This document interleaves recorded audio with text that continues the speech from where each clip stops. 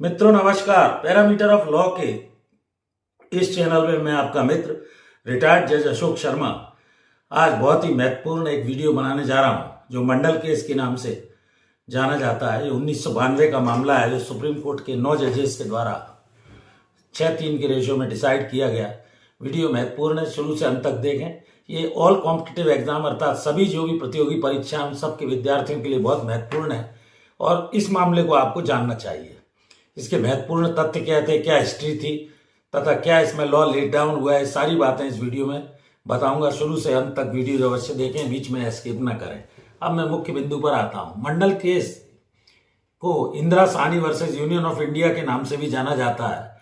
इस केस में आरक्षण को, रिजर्वेशन को परिभाषित किया गया। इसकी सारी जो धारणाएं थी वो बदल दी गई।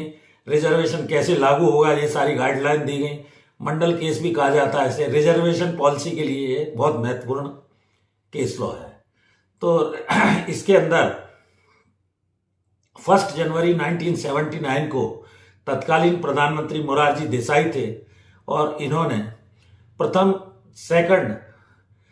पहली बार सेकंड बैकवर्ड कमीशन लागू किया, जिसमें बीपी मंडल को इस कमीशन की अध्यक्षता दी गई।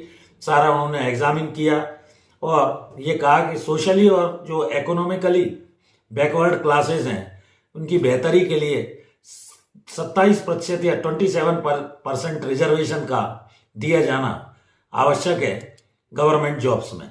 तो ये सामाजिक और शैक्षणिक जो पिछड़े वर्ग के लोग हैं उन्हें 27% आरक्षण दिए जाने की इस मंडल कमीशन ने सिफारिश की।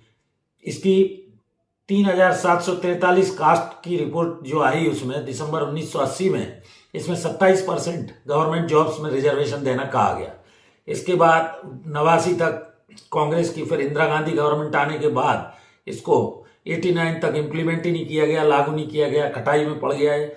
इसके बाद वीपी सिंह प्रधानमंत्री बने, पार्टी बदली, ऑफिस मेमोरेंडम उन्होंने 13 अगस्त 1999 का जारी किया और इसमें 27% आरक्षण पर सील लगा दी। तो एंटी रिजर्वेशन मूवमेंट चला करीब 3 महीने तक। बहुत विरोध हुआ इसका, तमाम नुकसान हुआ देश का और ये गवर्नमेंट जॉब में 27% आरक्षण उन्होंने जारी कर दिया। इसके बाद ऑफिस मेमोरेंडम को चैलेंज किया गया माननीय सर्वोच्च न्यायालय में।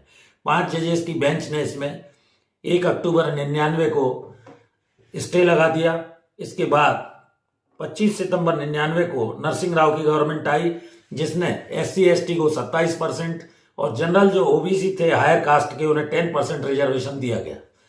इसके बाद ये मैटर चला सुप्रीम कोर्ट में। 9 जजेस की जो बेंच थी 6:3 के रेशियो में इसमें डिसीजन दिया गया जो काफी महत्वपूर्ण है। 1992 में ये मील का पत्थर या माइलस्टोन कहा जाता है। सुप्रीम कोर्ट ने यह हेल्ड किया कि एंडेड द क्वेश्चन साइलेंट जो था उसमें यह कहा कि backward class of citizen caste basis पे उनको आइडेंटिफाई किया जा सकता है, ना कि इकोनॉमिक बेसिस पे। ये महत्वपूर्ण एक वर्डिक्ट आया। दूसरा, इन्होंने MR बालाजी का जो केस लॉ था पुराना उसको इन्होंने ओवर रूल्ड कर दिया और ये कहा कि 50% से ज्यादा जिसमें ये सीमा जो है वो नहीं दी जा सकती है। ये नागालैंड और त्रिपुरा इसके एक्सेप्शन रहेंगे। कास्ट केवल रिजर्वेशन का क्राइटेरिया नहीं हो सकता।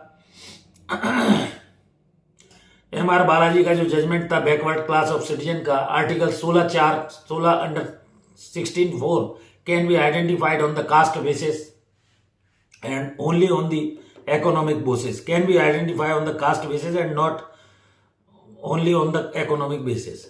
There should be no reservation in promotion. यह भी कहा गया कि रिजर्वेशन में कोई पदोन्नति में रिजर्वेशन नहीं दिया जाएगा। क्रीमी लेयर को बाहर कर देना चाहिए, ये इसमें recommendation I. Article 16(4) is not an exception under article 16 clause 1। केवल ये इंस्टांस है और reservation can be made by the executive order के द्वारा रिजर्वेशन दिया जा सकता है।